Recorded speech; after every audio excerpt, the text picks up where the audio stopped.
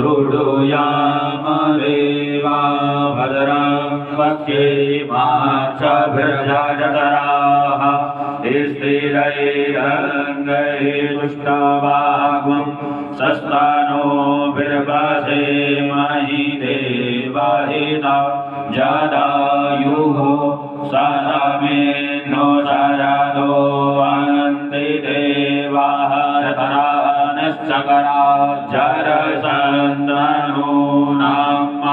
पुरासो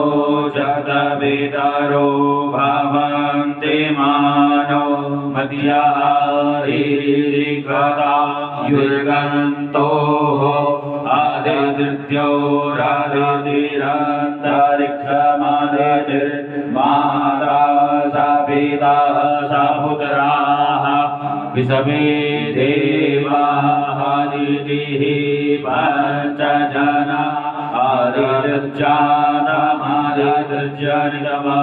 आदिर्जातमादिर्जनितममाद्योः शान्तिरन्तरिक्षगुं शान्तिः पृथिवी शान्तिरापः शान्तिरोगधयः शान्तिः मानसपतयः शान्तिर्विश्वे देवाः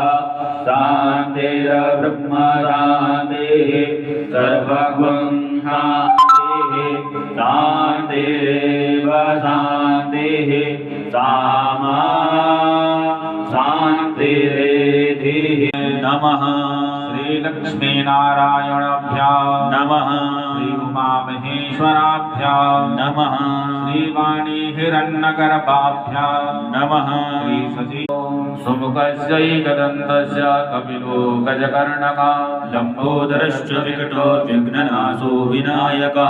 धूम्रकेतुर्गणाध्यक्षो भालचन्द्रो गजानना द्वादशैतानि नामानि या पठेत् षोडयादपि पूजारम्भे विवाहे च प्रवेशे निर्गमे तथा सङ्ग्रामे सङ्कटश्चैव विघ्नस्तस्य न जायते शुक्लां वरधरं देवं शशिवर्णं चतुर्भुजं प्रसन्नवदनं ध्यायेत् सर्वविघ्नोपशान्तये